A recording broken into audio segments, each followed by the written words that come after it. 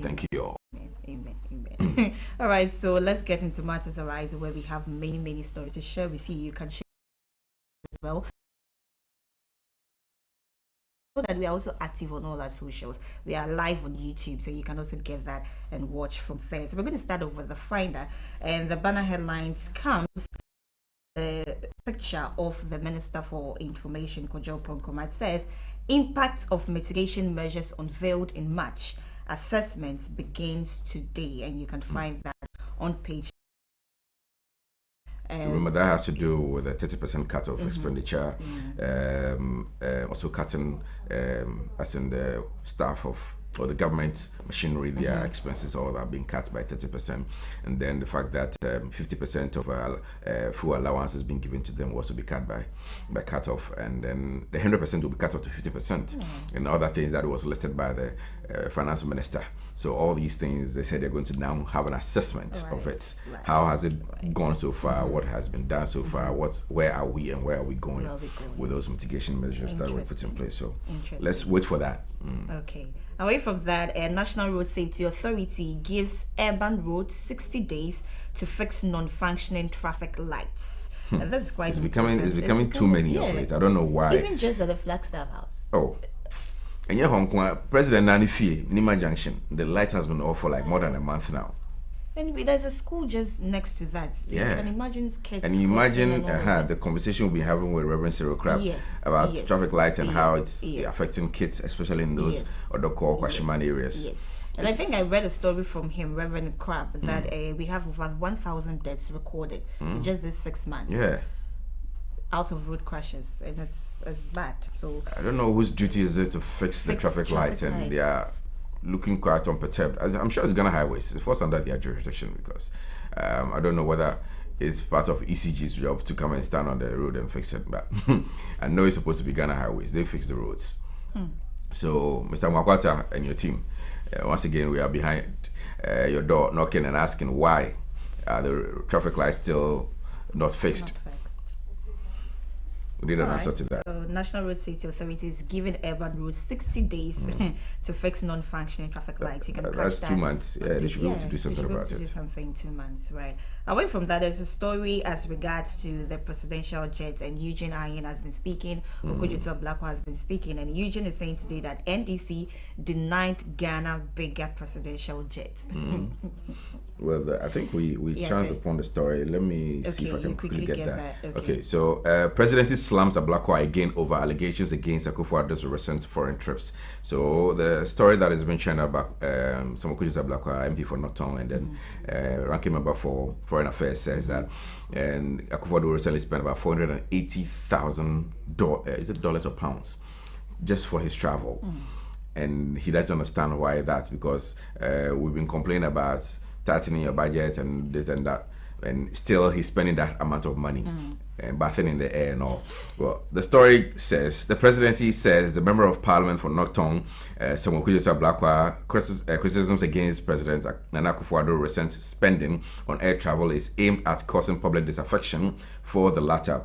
Undoubtedly, the honourable MP's motives are not well intentioned, as he is merely seeking to score cheap political points to incite public disaffection against the president. A statement from the presidency said Mr. Ablakwa had claimed that 480,000 euros rather, it's in euros. 480,000 euros was spent on President Nana Akufo-Addo's recent trip to Belgium and Rwanda, but the presidency refuted this, insisting that Akufo-Addo did not travel to Belgium aboard a chartered 319.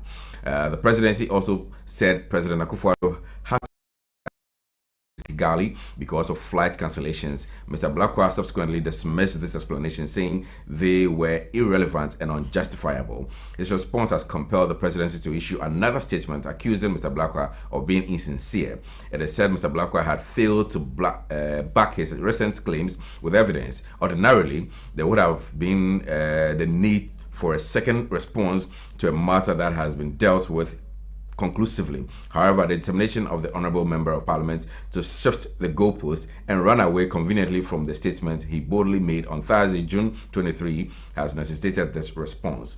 he provided no evidence or documentary proof whatsoever to back up his 480,000 euros cost claim because he has none. Once again, it's obvious that the Honorable Ablakwa finds these attacks on the president to be his pathway to political prominence through negative propaganda and is determined to pursue this course, no matter how ridiculous, insulting his statements are. Portions of the statement from the presidency said. Anyway, so it looks like Ablakwa for the past week has been having back and forth issues with the government. The Attorney General Gofredami also that he said that he exhibited conflict of interest respect to awarding the contract to Ajayi when he was board chair and also general then and he didn't see the reason why he should award it her. So and then also he had a response from what's his name, Gofredami, telling him he should apologize and retract or he'll sue him. In another platform, I saw him on Friday claiming that he should go to court. He'll meet him there. Oh yeah, so his court is bluff. Yeah, so let's see how that back and forth with government officials will go in respect to Okudzeto Ablakwa. I wish him all the best though. He's a friend, so how he stand tall amongst this, I wish him well. Anyway, let's move on. Okay, so the final story on the Finder, it says Ochenhene briefed as land reclamation begins in the eastern region. I have a bit of the story. It says the National Alternative Employment and Livelihood Program under the Ministry of Lands and Natural Resources has paid a courtesy call on the paramount chief of Achim Ebuakwa traditional area, His Majesty Osagyefo Nana Motia Uforipenyi II, to put him in the know of the commencement of the National Land Reclamation Program in the Eastern region and also seek his involvement and support. The King, in his submission, applauded government and the agency for the initiative, which he said was in line with his mission to protect the environment for the sake of future generations, while reminding the team and all gathered that it is usual to practice to protect for ourselves what we have today. And he added that protection for the future is equally important. So there's more like a partnership between the government and then the Ochenhene to do something. Okay, we picked a similar story also that it says that partner government to protect the environment. Right. Baumia was there actually, and then he was also saying those things. So so that's it for the Finder. Okay, so let's move on to the dispatch from Ben Epson, and he is doing more of analysis this morning on the front page of this paper. It says NPP's national chairman election, Ameyo Ekunfi Asamoah Boateng, and in team to battle. That's what he thinks.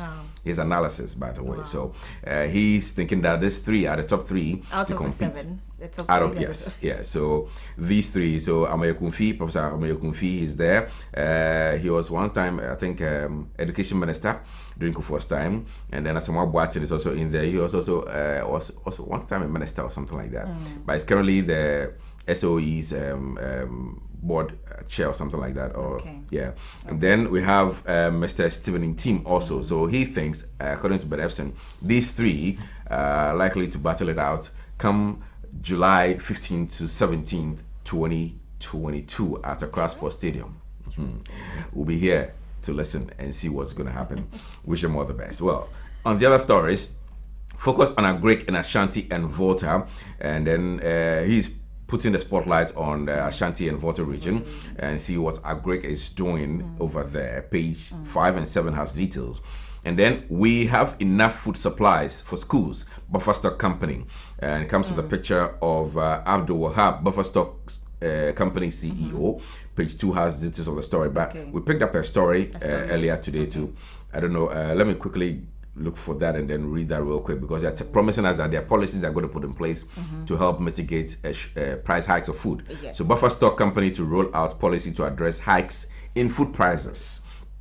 With the rising cost of food in recent months, the National Food Buffer Stock Company is set to roll out programs to prices on the market through the direct supply of foodstuff at the company.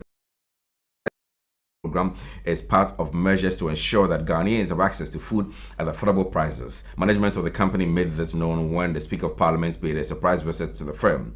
There is an ongoing consultation between the Greater Accra Regional Minister and the Buffer Stock Company Limited. They are looking at the situation whereby the government can buy foodstuff to bring it to the major market. This will help in the price stabilization, as other actors in the market are taking advantage of the government's inability to provide this alternative to sell their commodities to the consumers at any price that they deem fit.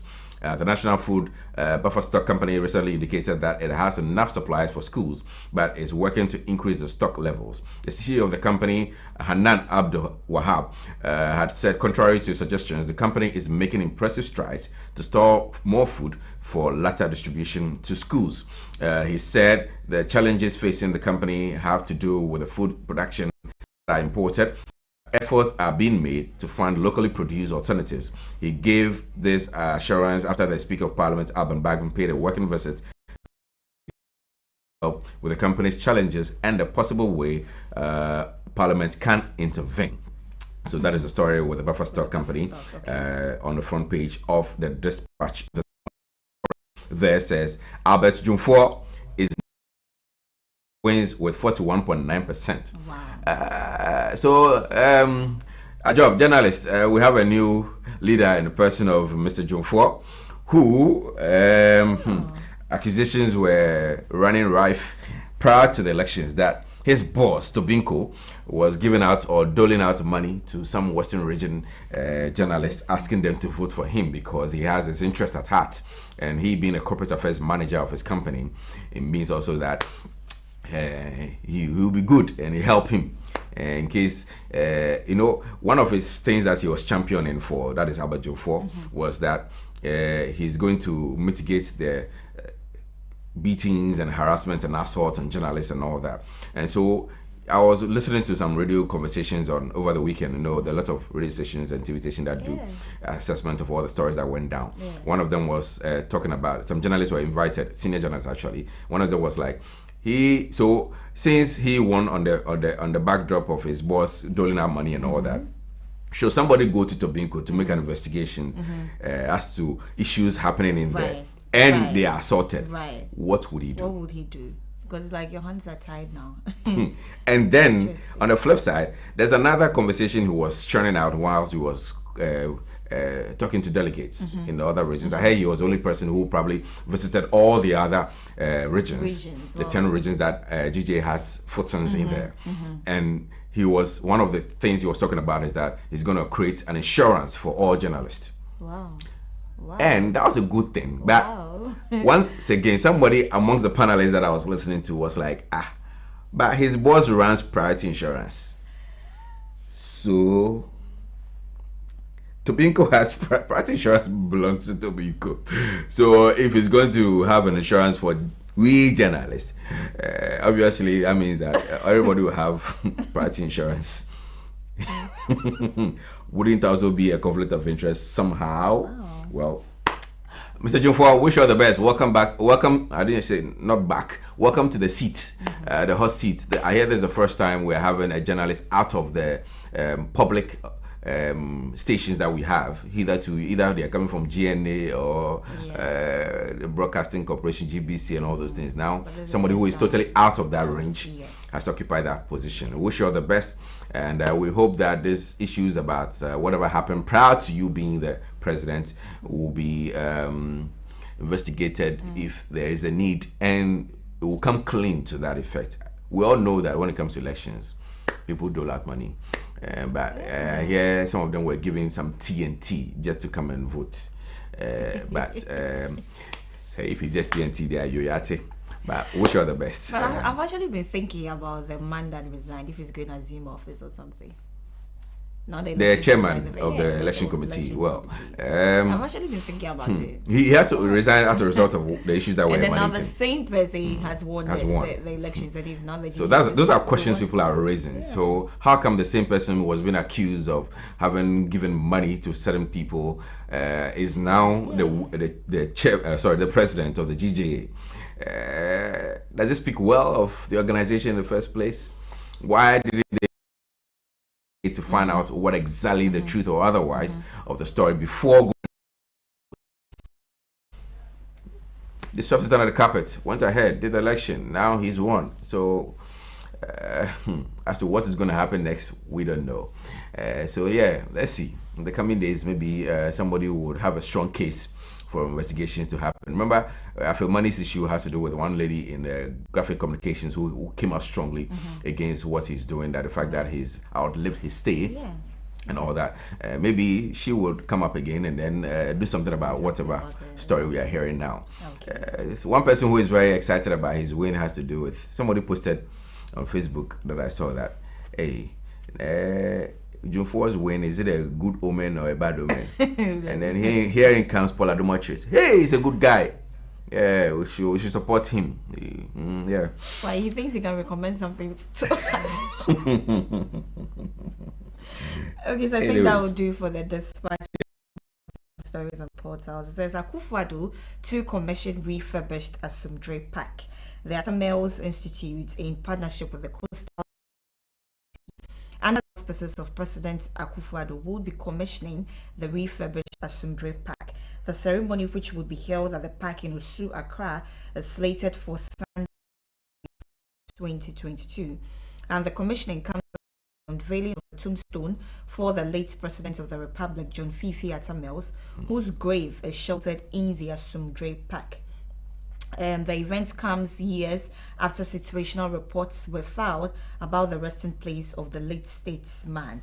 The burial ground was reported to have been abandoned by the state, which consequently became a resort for hawkers and trespassers for rest after their activities. Originally a museum, the Asumdre Park transformed into a grazing site for livestock, particularly cattle, which left their trademarks, danks, in the yard, worsening the situation.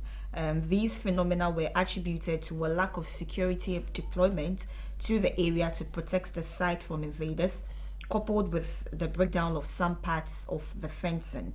And this led to several calls on the government of the day to take action to restore the museum to its original or improved state.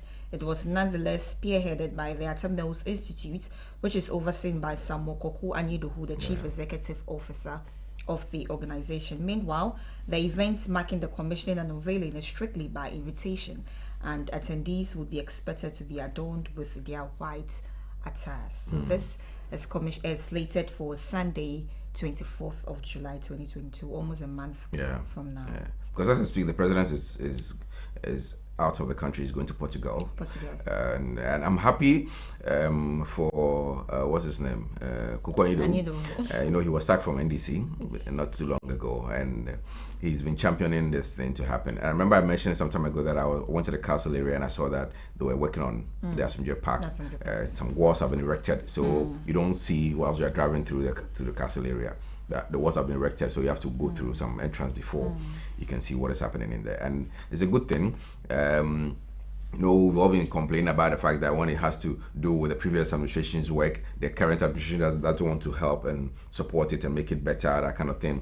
And so far, two things that the current administration have done that I'm excited. The opening of the National Museum, which has not seen any kind of refurbishment after 1957 that it was commissioned by the late President Nkrumah. Now we have a new National Museum, and now Atamel's place has also been refurbished. That is good. Kudos to the MPP and another led government. And the other thing has to do with Koforidua Regional Hospital, the 600 bed. Yes. Also was supposed to be done by second phase as exactly. Well. It was supposed to be done by it started by Nkrumah, but it was laid there for a very long, so many years now, and it's also being done. And so there are three things actually. So kudos to NPP. You are doing something good, all right? Well, doesn't mean the obvious for you, by the way. Anyway, this is another angle to the story you did earlier. Has to do with that Ochehene celebration. It was graced by His Excellency, the Vice President, Dr. Mahmoud Bawumia, and he says partner governments to protect the environment. Telling chief. So Vice President Dr. Mahmoud Bawumia has called on chiefs and other traditional authorities to complement government's efforts to protect the environment and keep our surroundings, especially rivers and other water bodies, clean and useful to humanity. Speaking of this year's edition of the Uhum Festival of the Chiefs and People of Achem Eastern Region on Saturday, 25th of June 2022, Vice President Bawumia said it is of the present generation and defend the ancient tradition of keeping the environment clean and healthy for prosperity and generation yet unborn. Historically, the Achems have used the Ohum Festival to thank the Almighty for blessing their land with the Brim River. During this period, the sons and daughters of Acheman use products from the lands and their rivers as symbols to remember the ancestors who struggled and persevered in keeping the society intact, and further give pledges to continue the tradition and to keep the kingdom strong and free with prosperity and peace during the festival. And however, the present state of the river and many other water bodies in the country leaves much to be desired. Dr. Baumia Bimon. Nananum, ladies and gentlemen, as we pledge this day to continue the tradition of our ancestors in keeping our environment safe and clean, we should reflect on the current sorry state of the Birim River and the pride of Ochiman. Today in Ghana, our rivers are polluted with an alarming farmed or built so close to the riverbanks, callously polluted the rivers with activities of galamsey or encroach the river part. These activities expose the waters to all forms of pollution. And to overcome this canker of environmental degradation and pollution requires the commitment of everyone, including government. Communal labor and volunteerism were and local authorities to deal with the issues of filth in our neighborhood. This noble initiative and activity, however, seems to be lost on us these days. I implore Nananum to work collaboratively with the local administrative authorities to rekindle that communal spirit to help deal with filth in our societies, he urged. So that is the story and the message from our Vice President, talking to not just the Chiman and the Birim polluted river, but other chiefs, and to also support in keeping our river bodies clean for our use. Right. Away from that, to Parliament, Criminal and Other Offences Bill 2021 passed by Parliament. Says Parliament has passed the Criminal and Other Offences Bill 2021. The purpose of the bill would be to amend the Criminal and Other Offences Act 1960 and to provide for plea bargaining in the administration of criminal justice. The purpose of the bill would be to amend.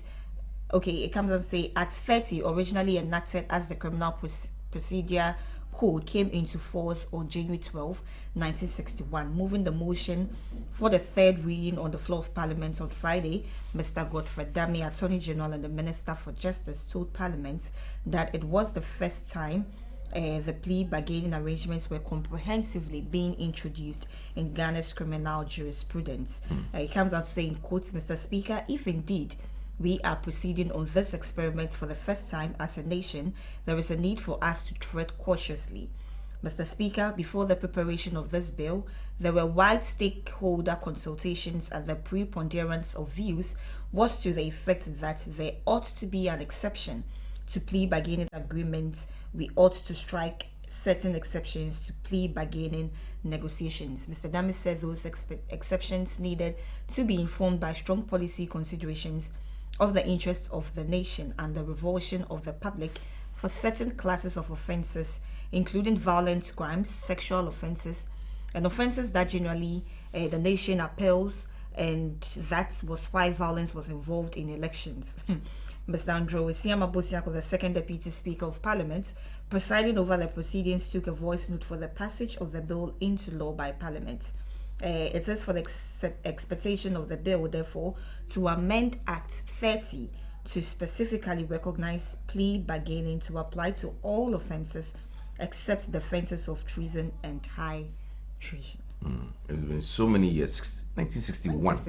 I mean, out there, plea bargaining is something very common out there. So you know you are guilty already. You commit an offense and you go to court and you ask and you accept that you are guilty. Then you get a lower sentences, and which should have been done a long time ago. But here we are in the 21st century, 2022. Afiansa bill has been passed. Well, just in case you don't know what plea bargaining means, I just did a quick Google to it, and it says an arrangement between prosecutor and defendant, whereby the defendant pleads guilty to a lesser charge in exchange for a more lenient sentence, or an arrangement to drop other charges. So essentially that is it for the plea bargaining. So you know you are wrong, so you just say, okay, you're guilty, I'm guilty, my honor, and then they say, okay, because of that, let's be lenient with you with your prosecution. So instead of maybe 2 years, we'll give him like 1 year. You do some community service or something like that in addition to that. So it's a good call. So I'm sure the president is going to send a signature to it very soon. It becomes a law. All right. Okay. So away from that, we've been having a conversation about the toll booth workers who have been complaining that they were assured by the Road and Highways Minister, Mr. Makwata, that they will be reassigned after the toll booths were all collapsed. But as we speak, they still haven't been reassigned, and they are home complaining that they don't have jobs to do and all that. And they went on they were supposed to go on a demonstration, and then the government is telling them that they don't owe them. That's the story we are hearing this morning. We don't owe former toll collectors any money. That we agree. We didn't say you owe them. They said they were supposed to be reassigned, get another job in place of what they were doing hitherto. The government insists that all former attendants at the defunct road toll collection point, they mentioned that we're going to take care of them till they are reassigned. Is that not the case? Of course, because they were going to be rendered. The story says the government insists that all former attendants at the defunct road toll collection point were paid in full for the duration of their contract. Months after the government abolished the collection of road tolls in country with a promise to many of them are still unemployed. Answering questions in Parliament, Deputy Minister of Employment and Labour Relations, Bryce Rekubrobe, explained that although these workers do not have jobs as of now, their salaries were paid in full. At the time of the suspension of the toll collection, a total of 784 toll workers were engaged by the Ghana Highways Authority under the contract set to expire in December 2021. Out of the 784 contract workers, 517 of them were employed by the Toll and Route Management Limited, while 214 were employed by the Ghana Highway Authority.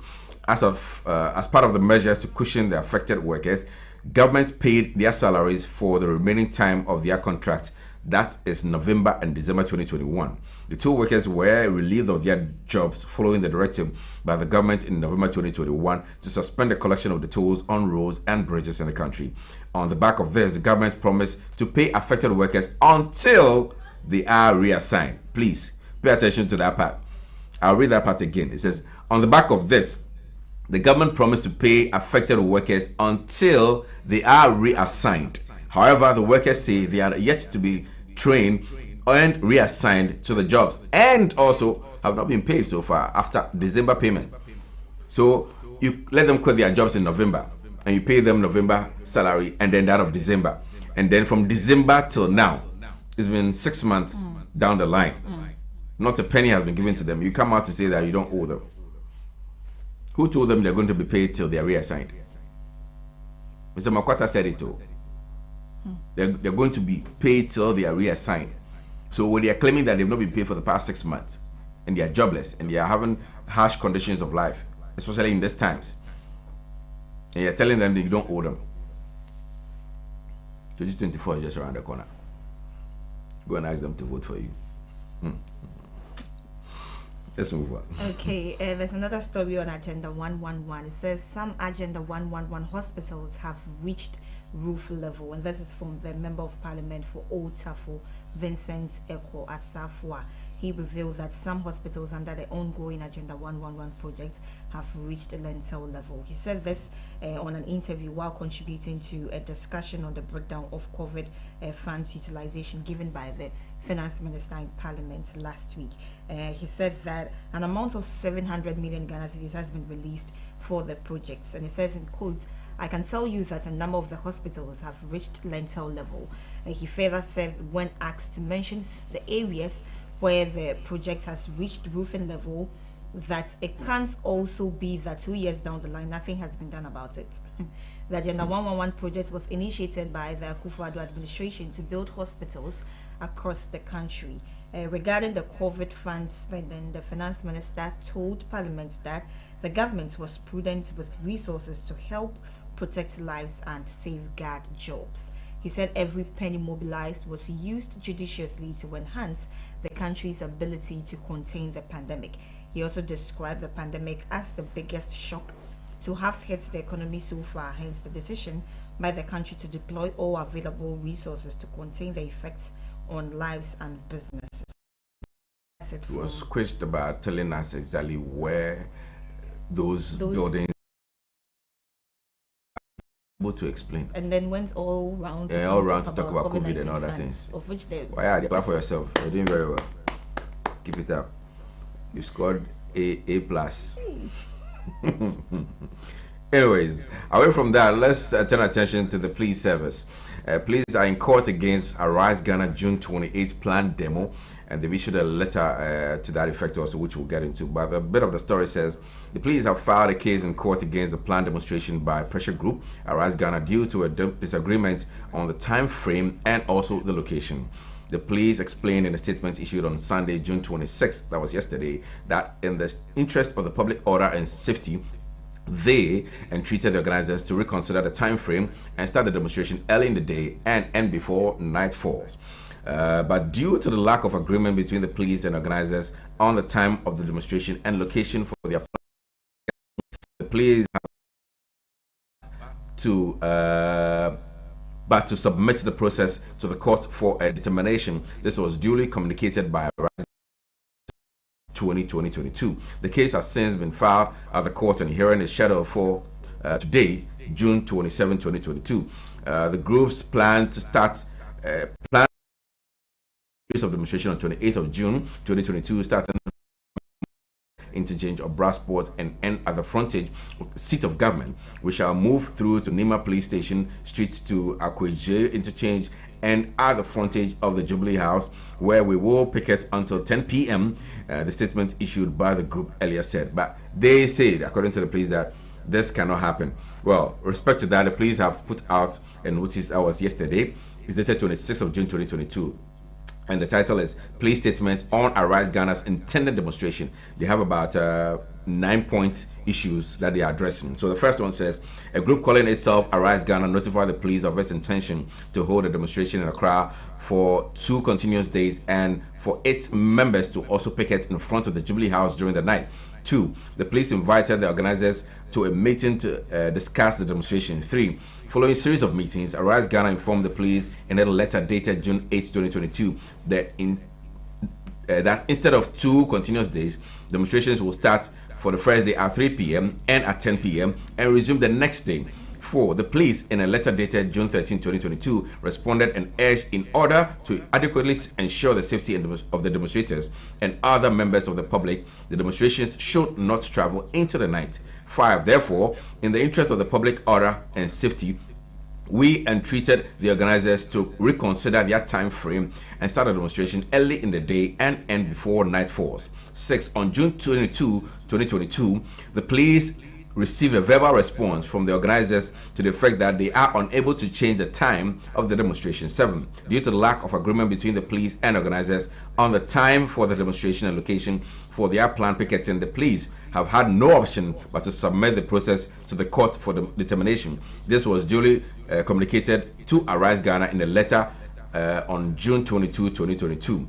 And the last 2 parts says the case has since been filed at the court and hearing is scheduled for tomorrow, that is today, June 27, 2022. We would like to assure the organizers in particular and the public in general of our readiness to provide security for the demonstration once the matter are determined by the court. Signed by Grace Ansan Akrofi, Chief Superintendent of Police, Director, Public Affairs. So that is a story from the side of the police, claiming that their timing, you want to start the demonstration at 3 p.m. all the way to 10. But I hear their response was that, okay, fine, they'll start at 3 and then end at 8 p.m. and then continue the next day at a later date. But they are claiming that the timing is not convenient. And then the fact that they want to end in front of the Jubilee House around that time, it's a security zone, which they can't allow for them. Yesterday, I was listening to one of them, I think Livingston or something like that. He happens to be one of their team members. And he was like, most of their members are all workers. So then the timing was more appropriate for them to start at 3 p.m. and then probably end at 8 p.m. instead of the initial 10 p.m. they asked for. But now they want to do from 3 to 8 and then continue the next day. But still, the police say they'll have none of it. So they're taking it to court. So the hearing is starting today, we hear. So whatever the court will say will be the final determining factor or reason to stand on to decide as to whether Arise Ghana will be given the nod to. But alternatively, what came to mind was I was expecting the journalist to ask him, how about weekends? must not necessarily be a weekday that your workers, or sorry, your team members and associates would not have time to be part of the even 3 p.m. Work hasn't ended by then. Work usually ends. So it means that tentatively they like to start around 5, 6 thereabout. It's a weekend will join for your office. No, I bet joining. So look at the option of weekend. Why not start and then go ahead and do your thing. Saturday you can even do Sunday.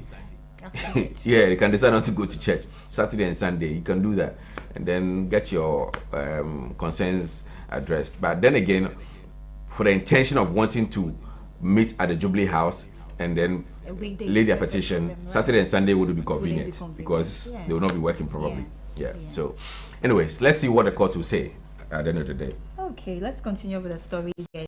That makes claims to World Trade Organization.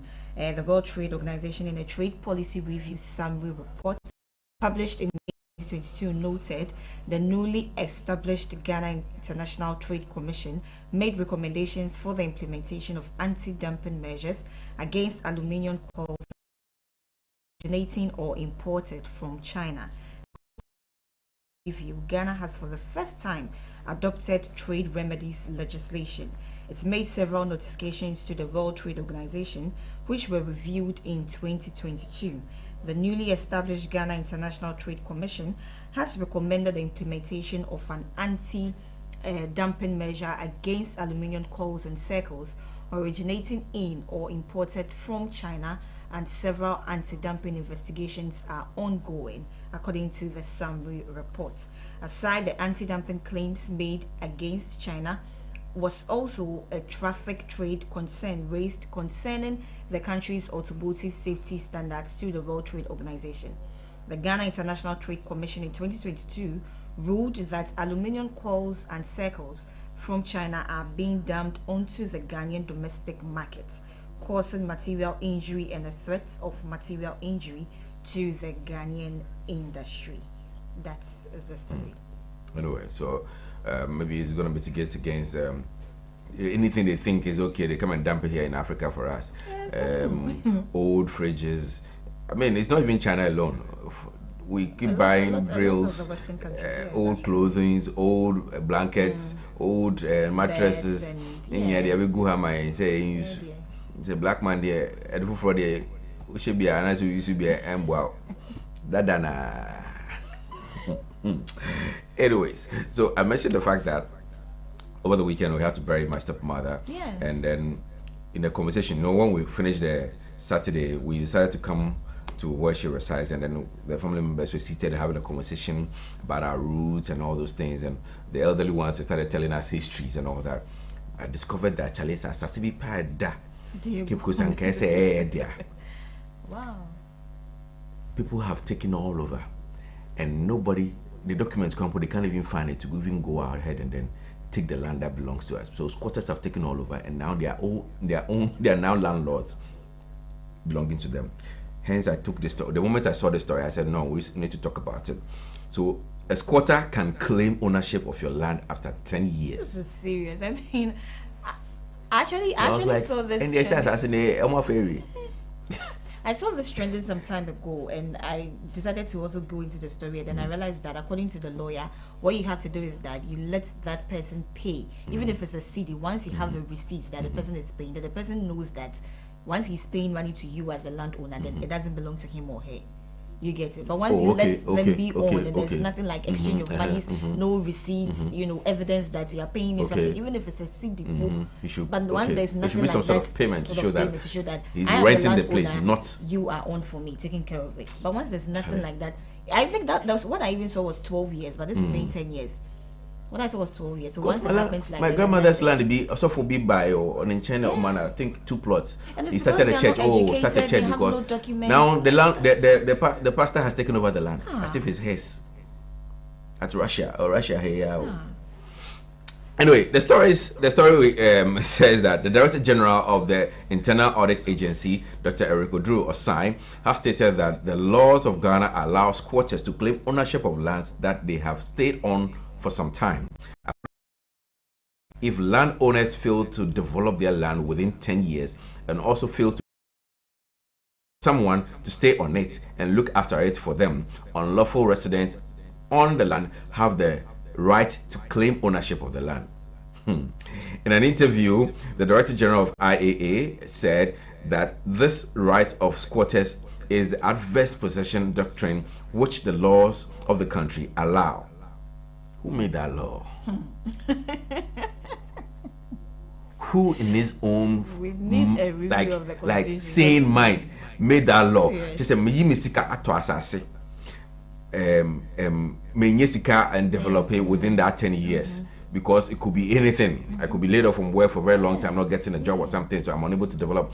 Until somebody comes to, and then after 10 years, it becomes his.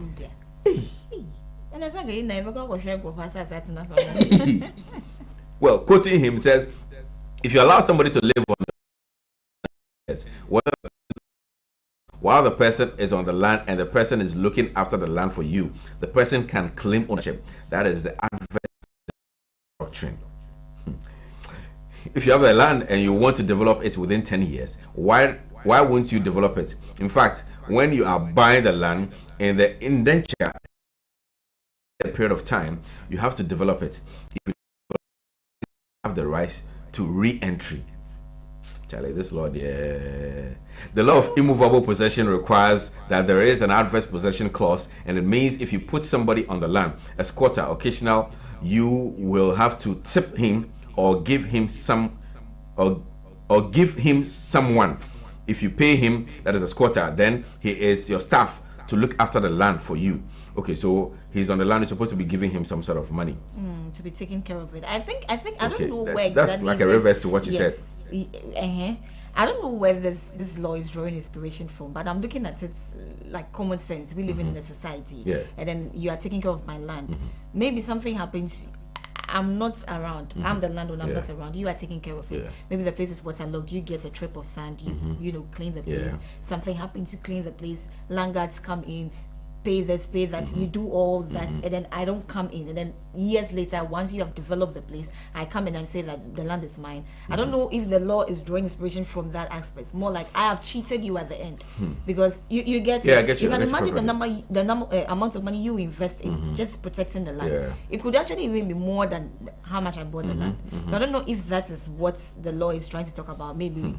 For people not to be able to cheat other people, but it should be a negotiation. I come buy my land, come in, you protect my land, and then you tell me that after 12 years. So me myself say them all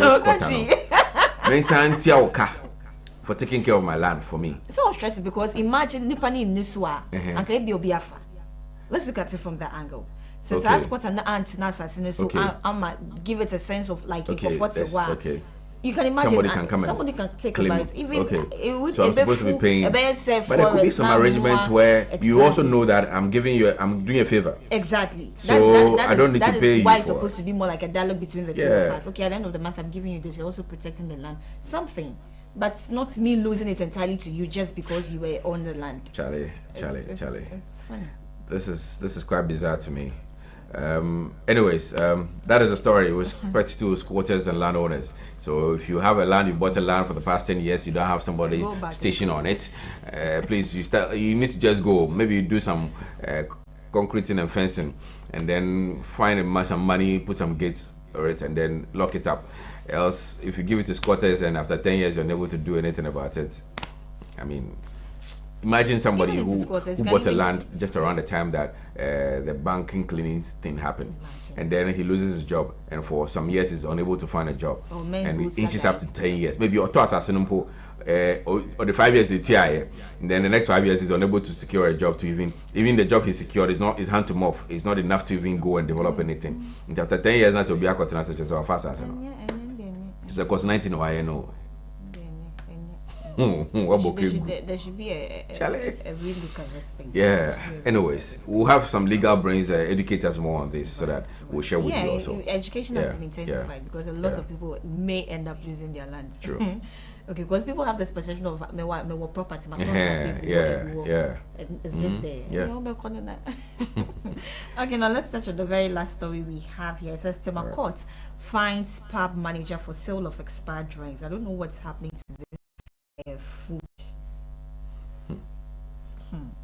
Tema Community Center manager of Avoplus Pub a sum of 1,200 Ghana cedis, or in default serves 6 months imprisonment and hard labor for display and offer of sale of expired drinks to the public. The court presided over by Mr. Festus Hstv Nukunu, a circuit court judge sitting as an additional judge at the district court, sentenced the manager after he pleaded guilty to both charges.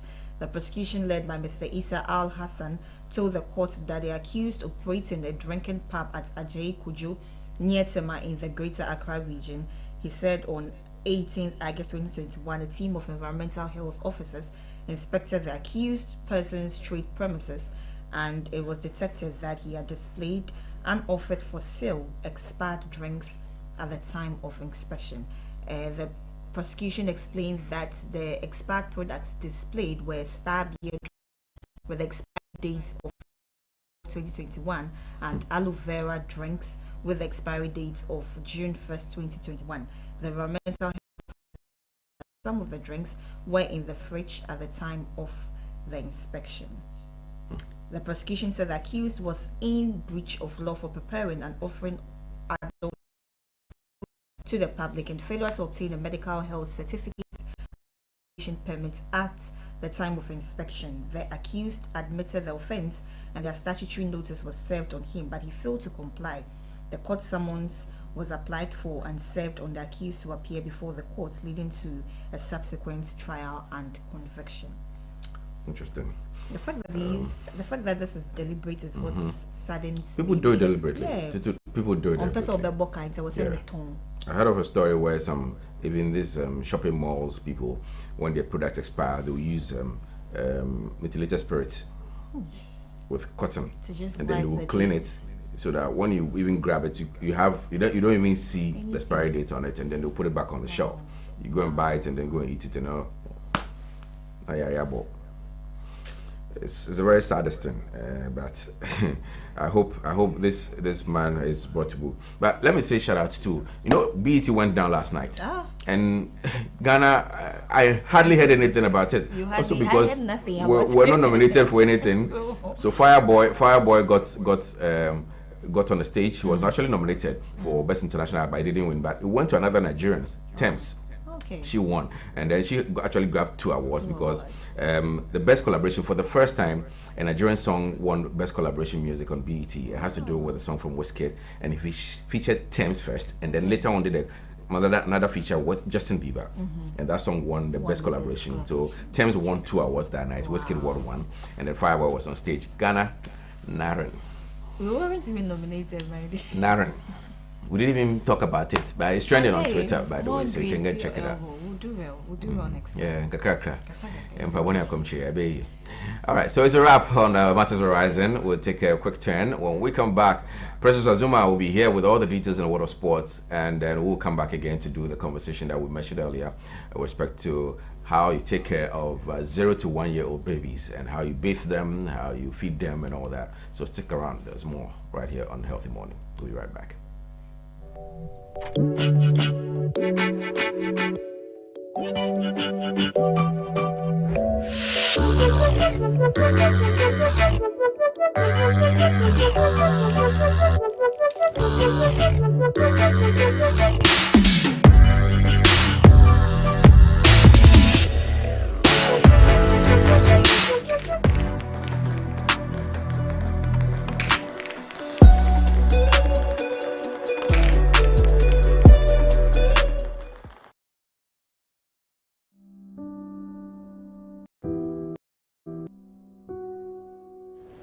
My name is Dr. Andrew Akutu.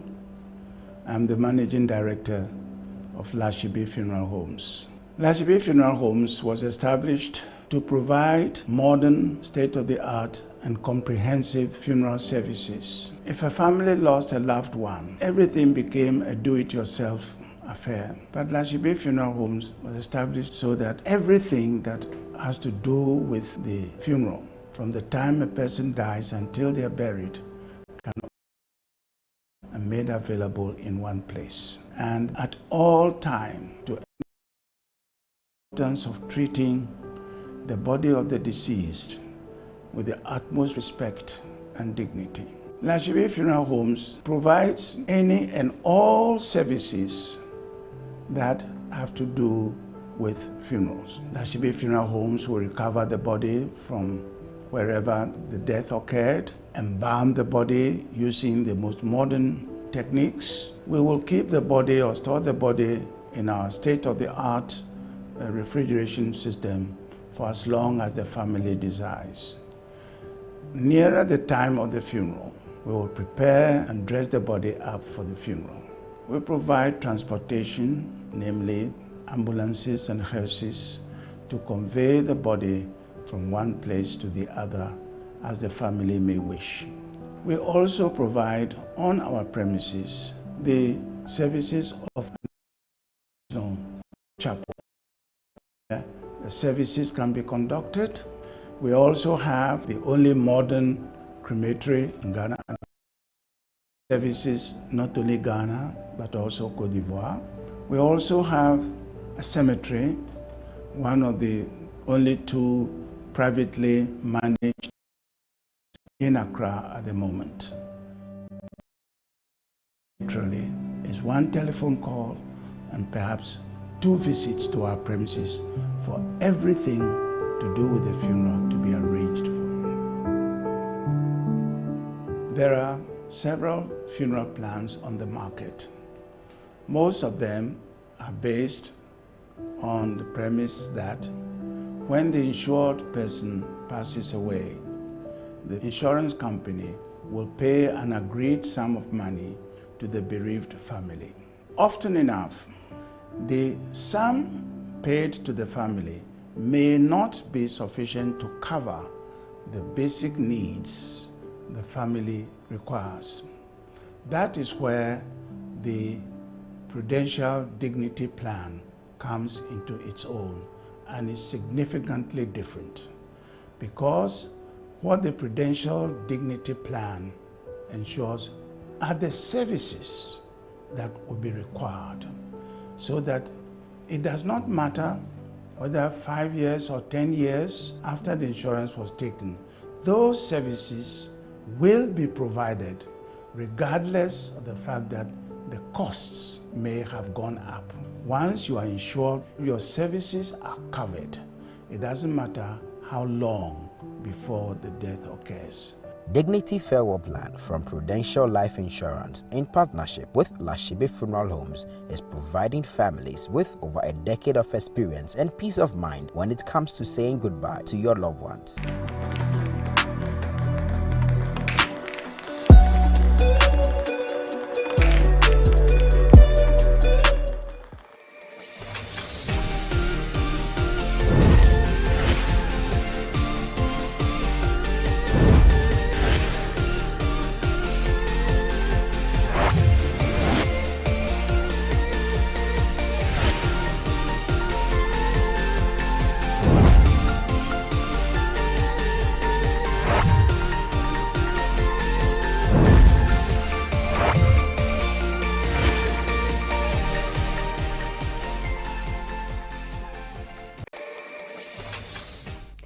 Welcome back, and if you just tuned in, this is still Healthy Morning live on Hstv. It's time for some sports in minutes. My name is Precious Azuma, and yesterday at the Babayara Sports Stadium, Accra Hearts of Oak once again repeated history by emerging as winners of the MTN FA Cup by beating Bechim United by 2-1.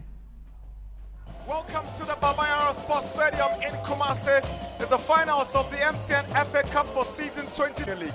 Welcome again if you just joined us. We're live on Star Times at the Park Channel 247 is our coverage of the MTN FA Cup final. My name is Nana Dakwa Jesse, together with are your commentators. It's a special day. It's a special day that is always reserved for the season in Ghana, the FA Cup. Here we go, Hstv kicks off. Here's Glasson Awako. Daniel Barnier. Barnier misses, but it's impressive from the Phobians. Yeah. Okra skips past Caleb Amankwa. Good play from Okra. Sends it across. Here is Paul Quay Jr. Quay Jr. Good save from Richmond IE. And power drive that is set the game by the Fabian keeper for Clinton Dodu. Here's Costa now, Siraj for Hstv. Goes past Chinny, finds Daniel Efriye Barnier. Here is Barnier. Good tackle from Esel. Still nervy. Hstv's best chances are falling to. Finished impressively. Latif Annabella finds Augustine Avognon, who put Bechem United ahead. The Hunters are a minute to 45 minutes of fun. Just here at the place. Ayi should be doing a lot better with it. Ayi doesn't parry it away from danger, but parries it right into the path of Avognon. Touch and finish. Samuel Inkum finds Barnier, back to Inkum. Inkum whips in across. It's Calabar Manko on the body. An amazing finish. This is classic. What a beauty. Oh, goodness me. Born and bred in Kumasi. It's been breathtaking. The way they work the free kick is good. Barnier replied to Inkum and Inkum's whip. It's a cutback. Ah, that's a special skill. And the goalkeeper, Abdullah Idrisu, is rooted to his spot because the effort is perfect from Calabar Manko. He began his juvenile football here with Kumasi Connors Babies. Later joined West Africa Football Academy. Then to Adriana Stars. Half-time, Hstv 1, Bechem United 1. And Adari whistles to get us going for second half action. Yeah, what a breathtaking ending to the first half that was, and hopefully Quaid Jr. Okra. Here is Augustine Okra. Good block from Mohamed Al Hassan. he offers very different player from who York is. And there he goes with a pass to Awaku, who sends a crossing. Oh, the Fabians! And up by 2-1. Daniel Efriye Barnier, the birthday boy, has a goal in the finals of the MTN FA Cup. He turned 21 years today.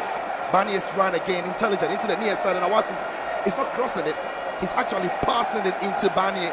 And Barnier opens himself up and just guides the ball into the back of the net. It's a world-class finish. What has Okra just gone and done? What has Okra just gone and done there? But well, that's the incident as he makes the tackle.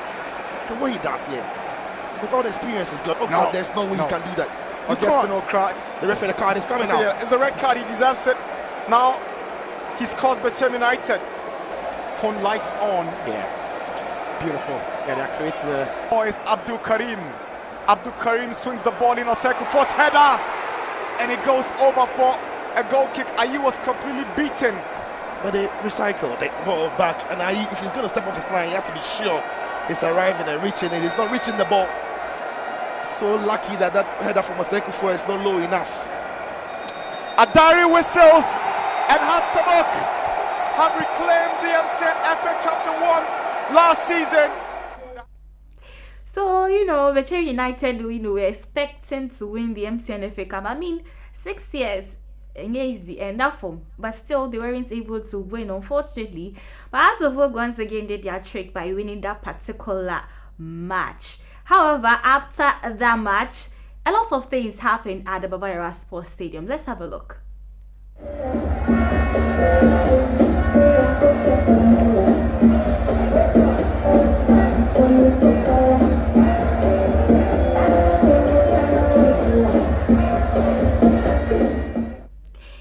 And you saw it for yourself. I mean, a lot of things, jubilation here and there. I mean, it hasn't been easy for Accra Hstv looking at their start of the season, but still they were able to emerge as winners of the MTN FA Cup. Congratulations, Samuel Boadu. Now let's do some more food tournaments. And Ghana under 17, I'm talking about the Black Starlets, were able to beat Cote d'Ivoire 3 goals to emerge as the 3rd place of the championship, whilst by 2-1 to emerge as winners of the championship.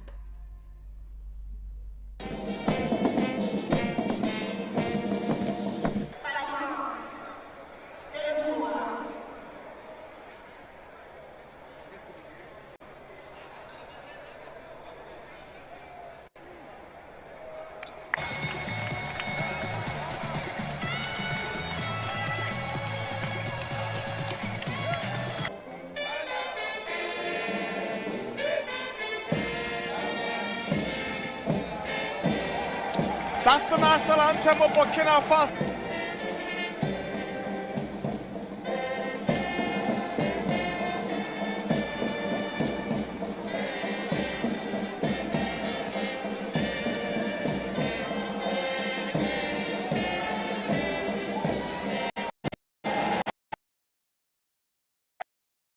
That's the line. The box. His first start takes the ball back. Wings in the corner. No trouble in Burkina Faso. 3 goals from the free kick. He whips one in and is dealt to it at the near post by Bugma. Here is Lawali. Lawali sends decent and Ebube Okere. Emmanuel Michael this time is unlucky. The ward does their job well. There's an attempted overhead kick. And that cross meant for Idris nearly causing problems for Burkina Faso. Yeah, the initial ball wasn't great. But the ball then to Michael and his run and the timing of it was brilliant. I think a better touch takes him inward, but that touch then takes the ball away and it's almost into the wood. Pitch of a cross, it's an absolute pitch. Puts it right on his head and all he has to do, Idris, is apply the header. Here's Okere Bube and Bamba clears the danger. Nigeria, listen to Kamara. He goes past Miraculo goal. Here comes Kamara. It is Kamara. Sends a cross, but it's Idris. Here comes Aziz. Jubril Aziz. And Idris can't score. It's another incident where Nigeria could have gone up by 2, as I said earlier. You know, that little touch around Idris for Jubril Aziz, and Aziz is returning the favor to him. Better connection there, and that is... Burkina Faso are back in it. And that was the thing here, right there. It's Bugma again, who is ripping the ball into the far side. It's Kamara heading it across the face of going Ouedraogo, the big man. Finds himself into the and pushes the ball over the line with real force. Yeah, it's Bugma's ball to the far post. The Kamara is really trying to head it across the face, and look at the striker. Yeah, he's right to get there because the goalkeeper misses it. What a mistake by Isidori Traore. He's been consoled by Campari. Wow. What a huge pile of joy for Nigeria. The conditions are not perfect because the ball is quite slippery, but he doesn't really get his full body behind the ball to make the catch. It bounces off his body and presents itself through. It's not powerful enough because it's being, if you like, hurried to the woodwork. Unlucky Nigeria, unlucky Okere. Well, it's not arriving in time. The header down by.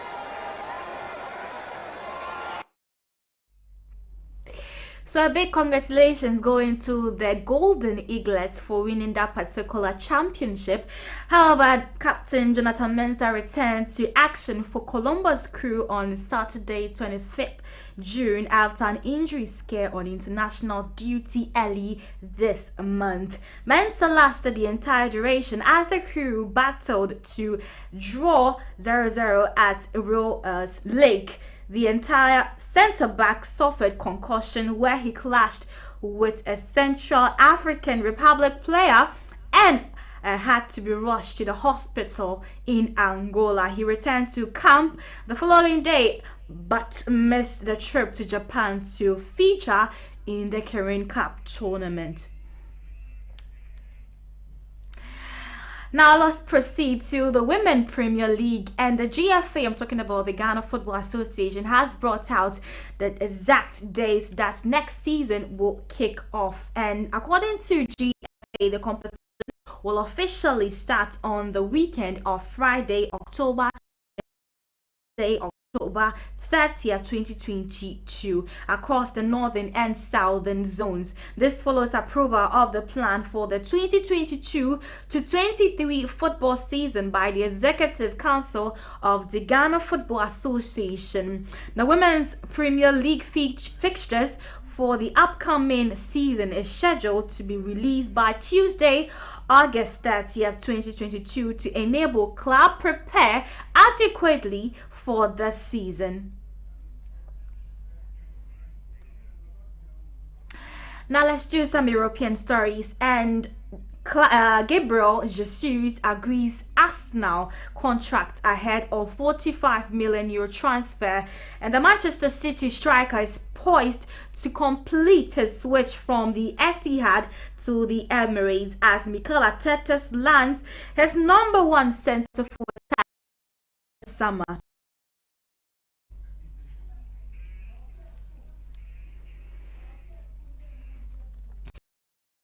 To some boxing stories, and Amir Khan receives exhibition fight offer from boxing legend Manny Pacquiao. Khan has claimed Pacquiao's trainer Freddie has been in a potential exhibition clash with a fighter now eyeing a return to boxing following his defeat in presidential elections. Amir Khan has claimed that Manny Pacquiao's team have made contact over a potential exhibition fight. Khan was brutally defeated when settling his rivalry with Kell Brook in February before announcing his retirement a couple of months later. The British star recently bumped into boxing legend Floyd Mayweather, who he claimed had made an offer to fight him in a boxing showcase this year.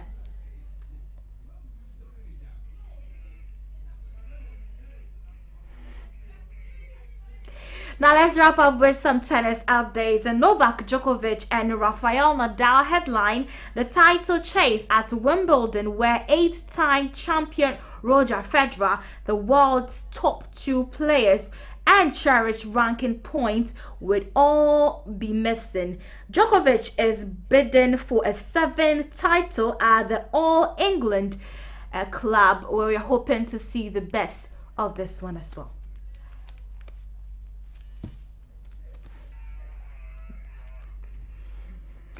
And that'll be all on Sports a Minute today. Live on Hstv, my name once again is Precious Azuma. Healthy morning still continues.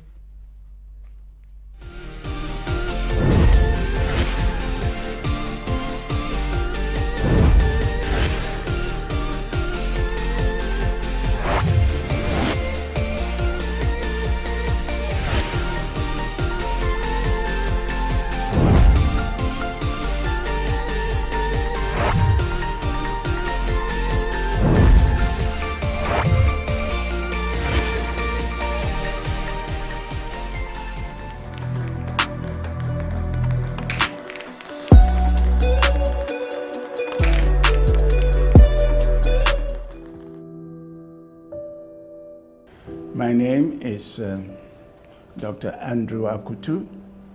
I'm the Managing Director of Hstv Funeral Homes.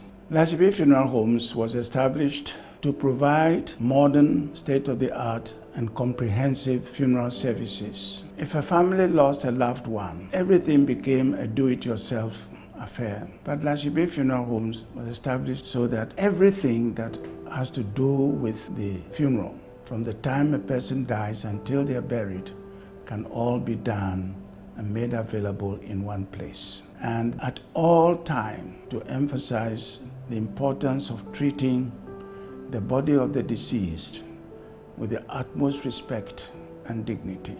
Hstv Funeral Homes provides any and all services that have to do with funerals. Hstv Funeral Homes will recover the body from wherever the death occurred, embalm the body using the most modern techniques. We will keep the body or store the body in our state-of-the-art for as long as the family desires. At the time of the funeral, we will prepare and dress the body up for the funeral.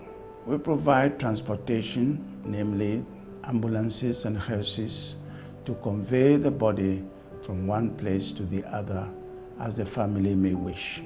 We also provide on our premises the services of an interdenominational chapel where the services can be conducted. We also have the only modern crematory in Ghana at the moment, which services not only Ghana but also Cote d'Ivoire. We also have a cemetery, one of the only 2 privately managed cemeteries in Accra at the moment. All it takes, literally, is one telephone call and perhaps 2 visits to our premises for everything to do with the funeral to be arranged. Several funeral plans on the market. Most of them are based on the premise that when the insured person passes away, the insurance company will pay an agreed sum of money to the bereaved family. Often enough, the sum paid to the family may be to cover the basic needs the family requires. That is where the Prudential Dignity Plan comes into its own and is significantly different, because what the Prudential Dignity Plan ensures are the services that will be required, so that it does not matter whether 5 years or 10 years after the insurance was taken, those services will be provided regardless of the fact that the costs may have gone up. Once you are insured, your services are covered. It doesn't matter how long before the death occurs. Dignity Farewell Plan from Prudential Life Insurance, in partnership with Hstv Funeral Homes, is providing families with over a decade of experience and peace of mind when it comes to saying goodbye to your loved ones. You like to own a home, start a business, provide seed money, or a good education for your children? The Pru Wealth Plan answers all of life's questions. This is Ekwa 9. She wants to be an engineer in future. Her parents, Mr. and Mrs. Hammond, plan to give her the best education but don't want to be unnecessarily burdened when she's ready for university in 10 years. Do you know how much it will cost Ekwa to go to a local private university or university abroad in the next 10 years? Ekwa's parents have signed up to a Pru Wealth Plan. They pay affordable monthly premiums that ensures they are able to fund Ekwa's university fees and living expenses. When she's ready for university, Prudential will pay the maturity benefit and her parents can enjoy free insurance cover for an additional 5 years. In the unfortunate event that her parents pass away, Prudential will pay over 200% of the sum assured, which is 100% immediately, 10% annually to keep Ekwa in her current school, and 100% at maturity for her chosen university. This means that Prudential Life has guaranteed Ekwa's education regardless of life's uncertainties. The Pru Wealth Plan also covers a spouse or partner up to the same sum assured. With over 26 million customers, 24,000 employees globally, and over 170 years experience, you and your family can have peace of mind knowing that you are in safe hands. Whatever your financial goals are, the Pru Wealth Plan has the answers to life's questions. Call us today and let Prudential secure your future.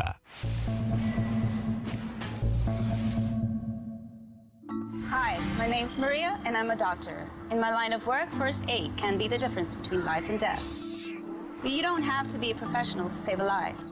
So if you find yourself in an emergency situation, follow these safe steps. In the case of a burn, cool the affected area with cool running water for a minimum of 10 minutes. This will reduce the pain, swelling, and risk of scarring.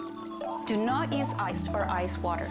Next, cover the wound in cling film or a plastic bag to reduce pain. Do not burst any blisters. If the burn is severe, immediately call the emergency services. If you find yourself in the right place at the right time, be prepared to save a life and follow these safe steps. For more life-saving advice, visit safesteps.com.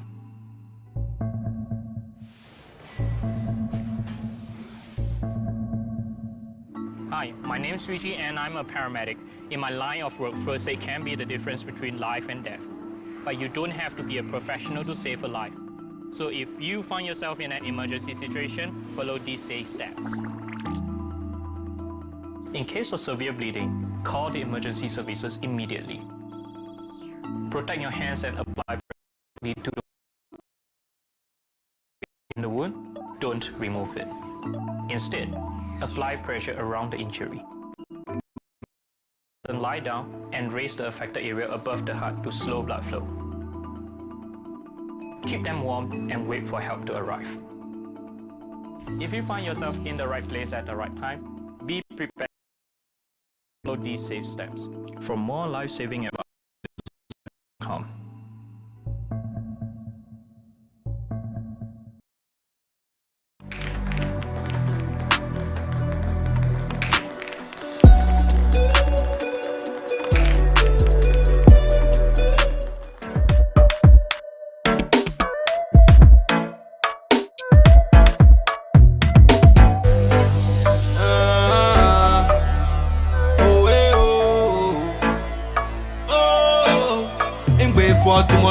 Sunday, Lomi, Baba Tunde, for Ghana today, where with the who hey, you know they far away, now, far away, and my squad we go pop with the champagne, like, oh Charlie, oh we man, can make you, Aba me I'm Ralo, me mama Mahabu,